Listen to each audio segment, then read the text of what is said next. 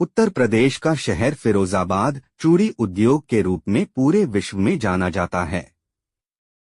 इस शहर के लाइन पार इलाके की लेबर कॉलोनी में 42 वर्षीय दिलीप शर्मा अपनी पत्नी आरती और बेटी के साथ रहता था। निहायत सीधा सादा और मेहनती दिलीप एक चूड़ी कारखाने में काम करता था। इससे उसके परिवार की ठीक से गुजर बसर हो जाती थी। 30 दिसंबर 2018 को वह रोजाना की तरह खाना खाने के बाद रात करीब 10 बजे टहलने के लिए घर से निकला। पति के जाते समय आरती ने कहा कि सर्दी हो रही है, जल्दी घर आ जाना। इस बीच आरती लिहाफ ओढ़कर बिस्तर पर लेट गई। लिहाफ की गर्माहट में उसे कब नींद आ गई, पता ही नहीं चला। अचानक आरती की आंखें खुलीं तो देखा पति बिस्तर पर नहीं है। दिलीप को टहलने गए हुए काफी देर हो चुकी थी।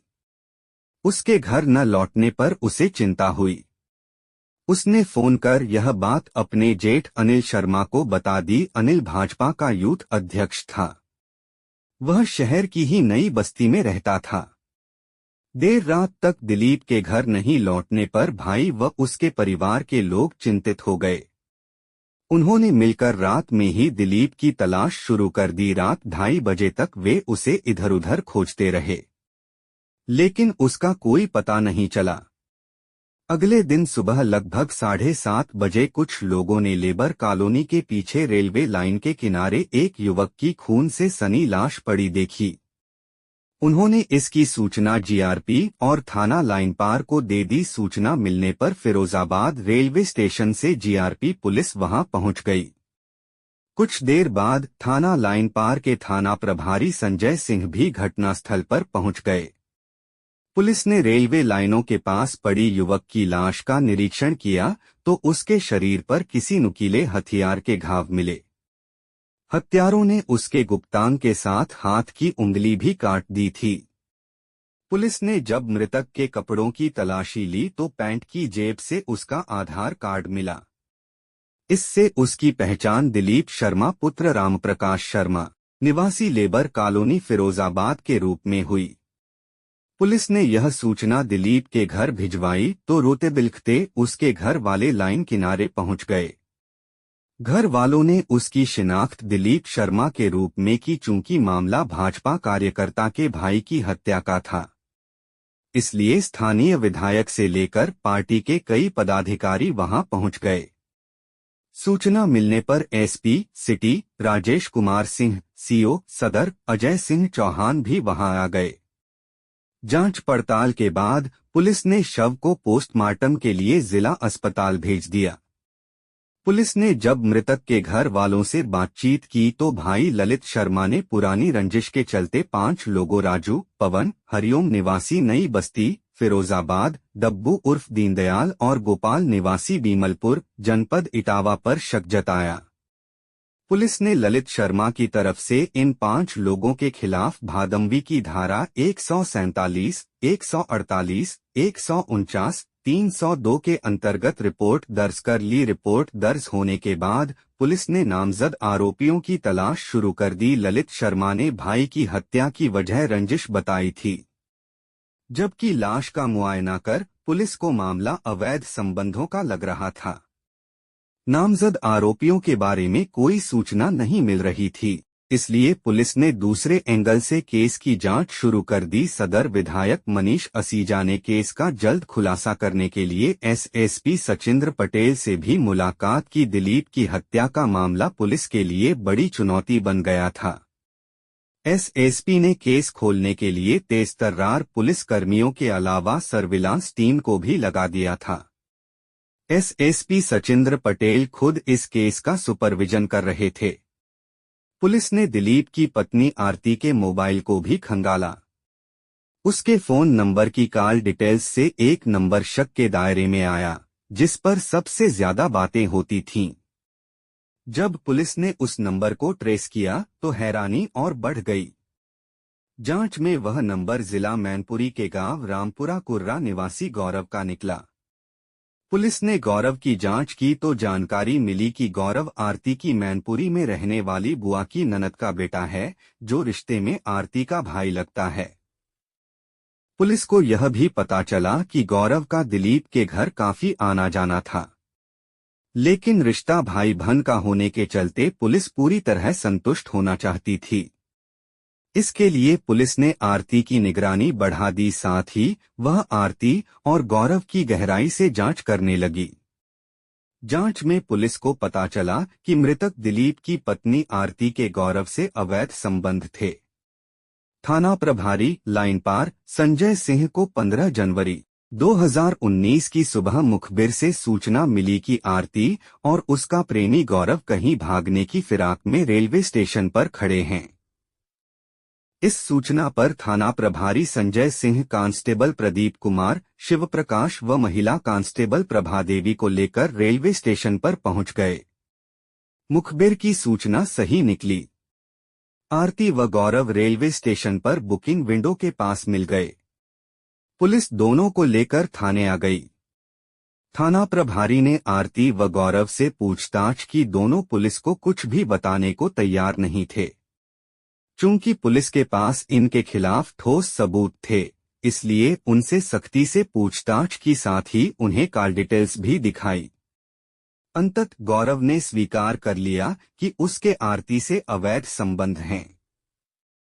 दिलीप की हत्या क्यों की गई, इस बारे में दोनों से पूछताछ की गई तो उन्होंने हत्या की जो कहानी बताई इस प्रकार निकली। करीब 9 साल पहले दिलीप शर्मा की शादी फिरोजाबाद जनपद के कस्बा आसफाबाद की रहने वाली आरती के साथ हुई थी। दिलीप और आरती की उम्र में काफी अंतर था। दूसरी ओर शादी से पहले से ही गौरव के साथ आरती के शारीरिक संबंध बन गए थे, जो शादी के बाद भी बने रहे। आरती ने पति को बता रखा था कि गौरव उसका भाई है। इसके बावजूद दिलीप यही सोचता था कि आखिर वह उसके घर डेरा क्यों डाले रहता है। उसने बातों ही बातों में कई बार गौरव को टोका भी था, पर गौरव पर इसका कोई फर्क नहीं पड़ा था। पति के ज्यादा टोकाटाकी करने पर आरती समझ गई कि अब दिलीप को उन पर शक हो गया है। इस बात को लेकर दिलीप ने एक दिन घर में काफी हंगामा भी किया। तब आरती ने अपनी सफाई में कहा, यह मेरा भाई है, कभी कभी घर आ जाता है तो इसमें गलत क्या है। इस पर दिलीप शांत हो गया। उसने सोचा कि आरती जो कह रही है हो सकता है सच हो और वह जो सोच रहा है वह गलत हो। अब आरती कोई ऐसा उपाय खोजने लगी कि किसी न किसी बहाने से गौरव वहां रहता रहे। लिहाजा उसने एक दिन गौरव से कहा, देखो गौरव, तुम्हारे बिना मेरा यहाँ बिल्कुल भी मन नहीं लगता। ऐसा करो कि तुम अपने जीजा से कहकर यहीं कोई नौकरी कर लो, इससे हमें मिलने में भी आसानी रहेगी। एक दिन बातों बातों में गौरव ने दिलीप से कह दिया, जीजा जी, मेरे लायक कोई काम हो तो दिलवा दो। दिलीप ने कहा कि वह कोशिश करेगा। दिलीप के सामने ही गौरव कई बार आरती से हंसी मजाक करता था। भाई बहन होने के नाते दिलीप ने इस पर ध्यान नहीं दिया। लेकिन एक दिन किसी काम से दिलीप अचानक घर आ गया। उस समय गौरव और आरती दुनिया से बेखबर एक दूसरे में समाये हुए थे। उन्हें आपत्तिजनक स्थिति में देखकर दिलीप सन्न रह गया। उसने सपने में भी नहीं सोचा था कि भाई बहन के बीच ऐसा नाजायज रिश्ता भी होगा। उसका खून खौल उठा। वह चीखा तो दोनों के होश उड़ गए। इस बीच गौरव तेजी से वहां से भाग गया। दिलीप ने गुस्से में पत्नी की पिटाई कर दी और हिदायत दी कि यदि उसने गौरव को दोबारा घर में देख लिया तो परिणाम अच्छा नहीं होगा। आरती ने माफी मांगकर बात खत्म कर दी। अब दिलीप पत्नी पर निगाह रखने लगा। वह बिना बताए कभी भी घर आ जाता था। इससे आरती परेशान हो उठी, क्योंकि अब उसे गौरव से मिलने का मौका नहीं मिल पा रहा था। एक दिन पति के शहर से बाहर जाने पर आरती ने गौरव को फोन कर बुला लिया। आरती ने गौरव को बताया, गौरव, अब दिलीप हम लोगों को कभी मिलने नहीं देगा, लेकिन मैं तुम्हारे बिना नहीं रह सकती। वह जब तब मेरी पिटाई कर देता है।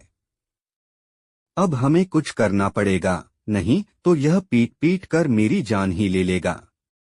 गौरव कुछ सोचते हुए बोला, बताओ इसका उपाय क्या है? करना क्या है, इसे रास्ते से हटाना पड़ेगा, नहीं तो वह हम दोनों को जुदा कर देगा, आरती ने कहा। ठीक है, इसका इंतजाम कर लेंगे, गौरव ने भरोसा दिया। इसके बाद आरती और गौरव ने दिलीप को ठिकाने लगाने की योजना बना ली। योजना के अनुसार 30 दिसंबर 2018 को आरती ने फोन पर गौरव को बुला लिया। दिलीप खाना खाने के बाद करीब 10 बजे रोज की तरह टहलने के लिए निकला। योजना के अनुसार गौरव उसे वहीं मिल गया।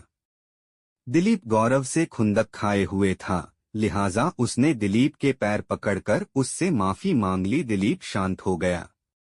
गौरव उसे अपनी बातों में उलझाकर लेबर कॉलोनी के पीछे रेलवे ट्रैक के पास ले गया।